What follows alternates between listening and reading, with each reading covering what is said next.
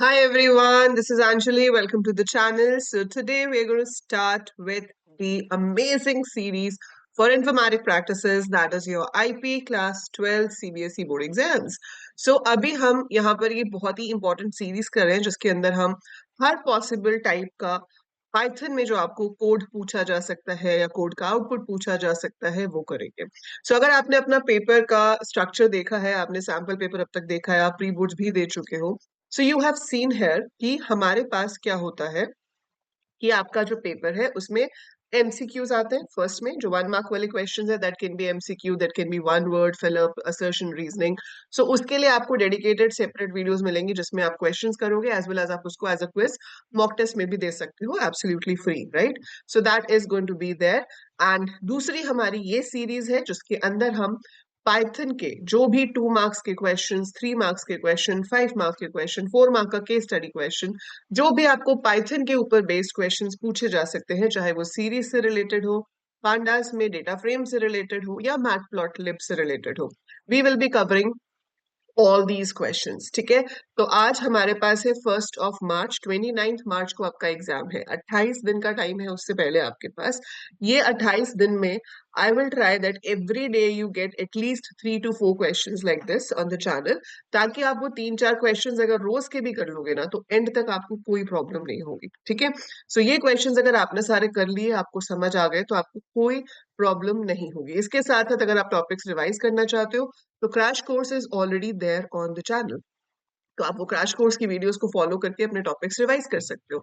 Exam से पहले we will be having live sessions to practise as well as for doubt solving. Okay, इसके अलावा मैं आपको यहाँ पे नीचे डिस्क्रिप्शन में लिंक दे दूंगी ऐसी ही सीरीज का जिसमें हमने एसक्यूएल के प्रैक्टिस क्वेश्चंस किए हैं as well as computer network के केस स्टडी क्वेश्चंस किए हैं। ठीक है, बाकी जितने भी 12th के नोट्स आपको चाहिए, सारे handwritten notes as well as most frequently asked 1 और 2 mark questions, full forms computer networks की, वो सब आपको फ्री में अवेलेबल है।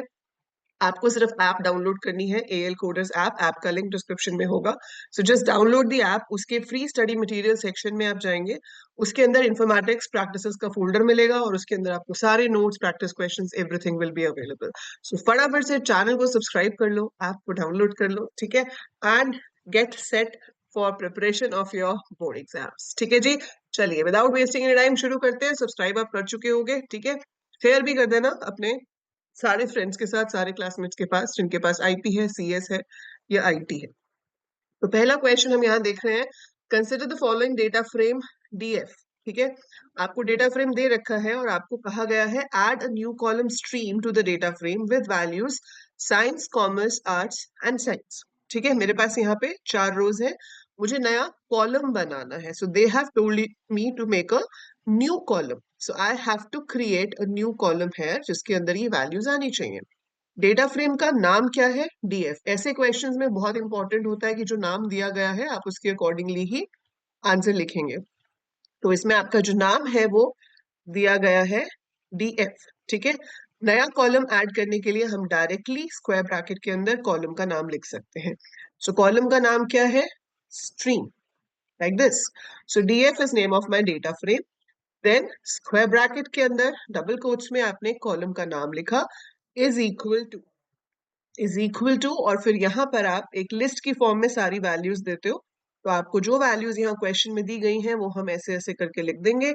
सो आपके पास आ गया साइंस, कॉमर्स, आर्ट्स और फिर से science. This is it. So इस तरह से हम एक नया कॉलम ऐड कर सकते हैं। सो ये आपको हेल्प कर रहा है एक नया कॉलम ऐड करने के लिए। अगली रो, अगला क्वेश्चन जो है उसमें रो ऐड करनी है। Add a new row with values 5, Mridula 10, F 9.8, science. ठीक है, सो देखो रो ऐड हम डायरेक्टली नहीं कर सकते जैसे कॉलम ऐड हो सकता है, इसके लिए आपको यूज करना पड़ता है LOC, लॉक। ठीक है, सो आप यूज करोगे DF डॉट LOC। LOC से कॉलम भी ऐड हो सकता है, but it's easier to add a row in this, क्योंकि इसमें LOC के साथ आपको सिर्फ अपने रो का आईडी देना है, इंडेक्स देना है। तो आप ये देख रहे हो यहाँ पर, ये आपके डेटा फ्रेम के इंडेक्स है। ठीक है, इसका देखो कॉलम की कोई हेडिंग नहीं है, ये इंडेक्स है।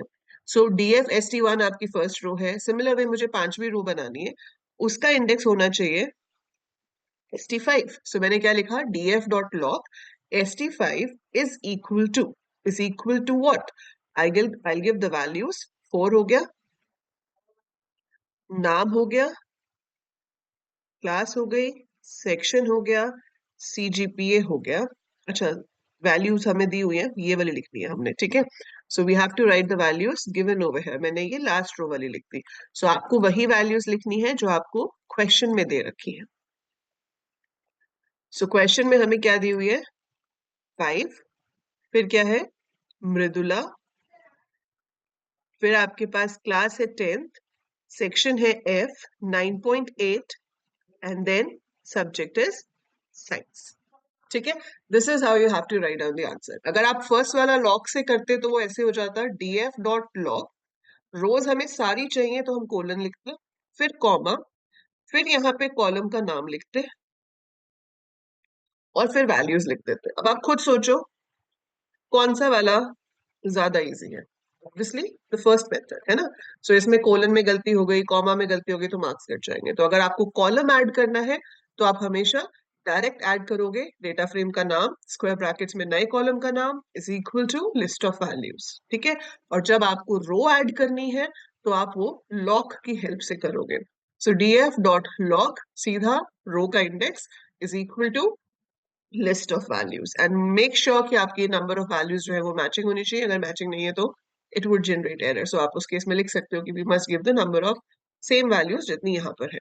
और दूसरा तरीका ये होता है, ठीक है, ये भी पता होना चाहिए क्योंकि कभी कभी केस स्टडी क्वेश्चन में आपको ना ऑप्शन दे देते हैं 1 2 3 4 बताओ इसमें से कौन सी सही है, और उसमें एक से ज्यादा भी सही हो सकती है. सो यू शुड नो कि हाँ ये दूसरा तरीका भी है कॉलम को ऐड करने का. I hope I made myself clear. So this was the first question of the series. I will try कि हम इसमें 50 plus questions ऐसे करें, ठीक है. ये जितने दिन है इसमें 50 plus questions अगर ऐसे हो जाएंगे और आप उनको अच्छे से लिखोगे तो आपको कोई भी क्वेश्चन आ जाए डेटा फ्रेम सीरीज या मैटप्लॉटलिब पे आराम से कर लोगे. ठीक है. बट एक प्रॉमिस आपको मुझे करना है कि ये आपको अपने हाथ से लिखने हैं. तो make a notebook, right with your hand in the notebook so that जब आप उसको हाथ से लिखते हो ना तो वो एक तरह से आपके माइंड पे लिखा जाता है. So make sure you write it with your hands when you practise. ठीक है. That is the key mantra to get a 70 out of 70 in the theory exam. All the best. Keep studying. ठीक है. और जरूर like click करना अगर useful लग रही है, शेयर भी जरूर करना, and subscribe. Bye for now. Let's see you with the next question in the next video.